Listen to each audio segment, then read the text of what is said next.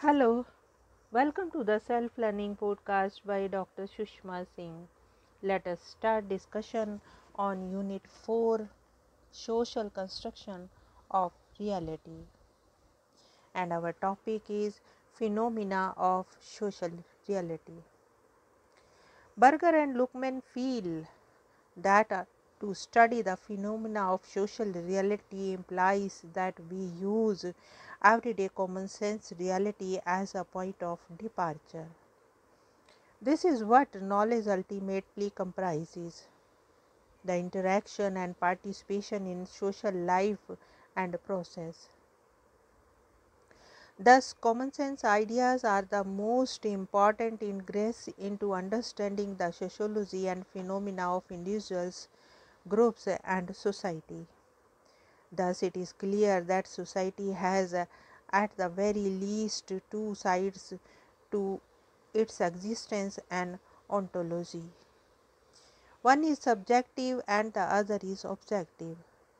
Together, these facts give rise to the understanding that while there is a group life for an individual, there is in fact an objective reality, rules, and regulations which have to be adhered to unless the individual or group wants to be ostracized. Thus, first of all, the reality of social life is surgetic, that exists over, above, and beyond any single individual. Thus, Berger is interested, as are we, in finding out how humans produce and perpetuate social life in all its manifold facets and aspects.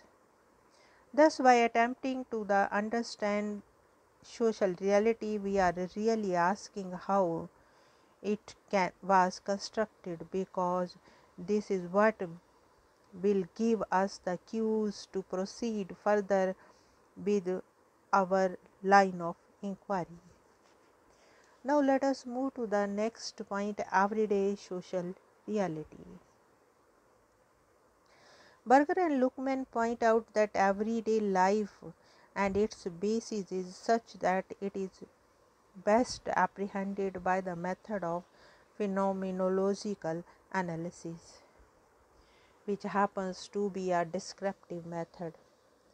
Thus, we observe that the consciousness has the basic property of existing in several dimensions and several types of reality.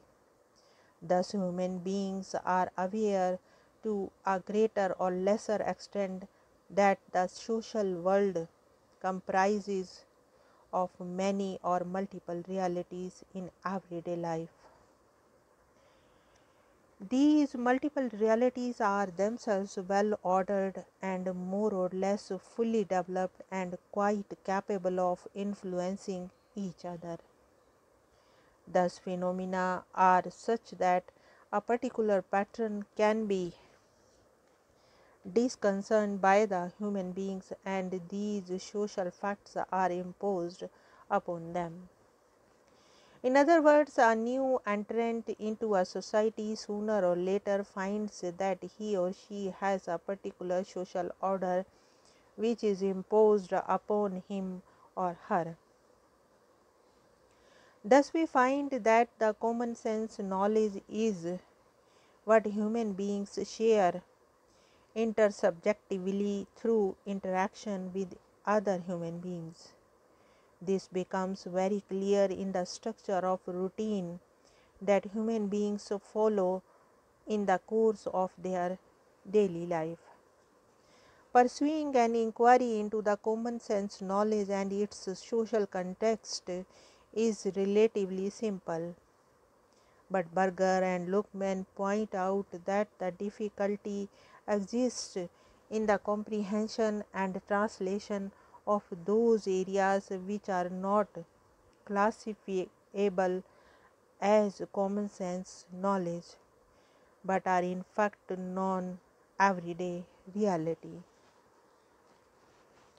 To understand the social construction of reality, we have to be aware of the time structure of daily life since this sheds an important insight on the overall social order.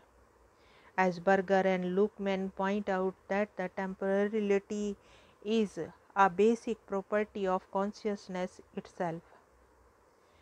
Again, we find that the temporal structure of daily life is an extremely complicated matter. This is because consciousness exists and interacts at many different levels, and all these different levels of reality have to be seen as interrelated and arranged in a specific pattern.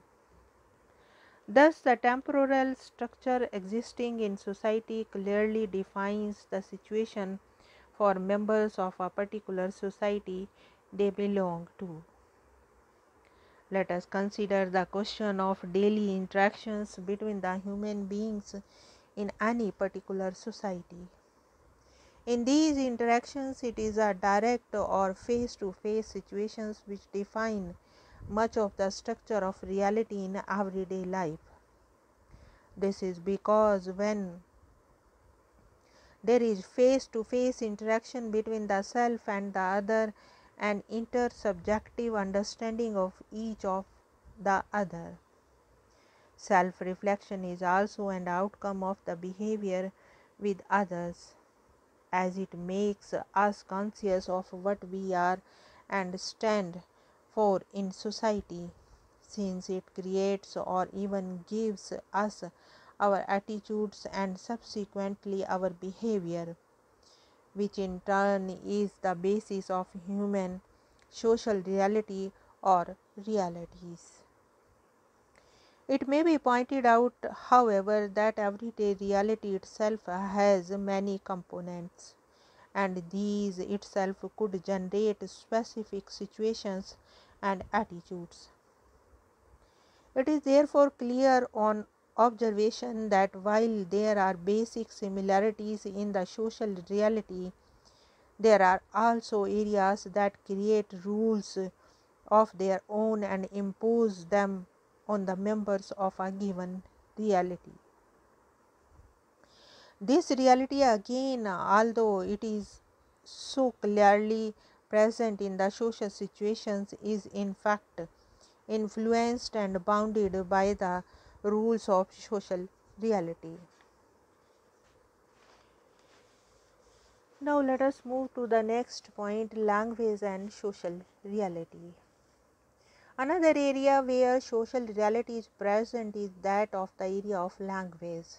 All languages have a particular grammar and syntax, and is the most significant and important sign system of all societies. It helps to create a fund of knowledge which is continuously going expansion and contraction as different words and ideas which enter into the overall fund of knowledge and ideas. And there are some aspects of knowledge and understanding which fall out of the overall system of ideas and knowledge. Thus, for example, the English language has compiled vast dictionaries which are revised, edited, and updated. And in these social procedures, many new words and concepts enter into the language. There are also words and ideas that become defunct and are removed from the dictionary and language. So we can say that the language as a social reality accumulates knowledge and transmits it to the other members of the human system, which in turn creates a socially ordered environment. It may be pointed out here that the language itself is a highly complex aspect of the social reality, and research into how a human being learns and adapts to the social order or reality. Thus, it is pointed out that the language is symbolic and therefore capable of apprehending social reality. Therefore, it is a social fact that exercises control or restraint over the human members and yet remains an externalization and outside the individual. This is because the ontological reality of language is such that it is the backbone of the social order and its main artery of communication. We can therefore say that the language is a vast repertoire of knowledge, reason, morality, politics, and social attitudes. It can then be added that if the language is changed, the particular ideological leaning of a linguistic framework would also be deeply affected.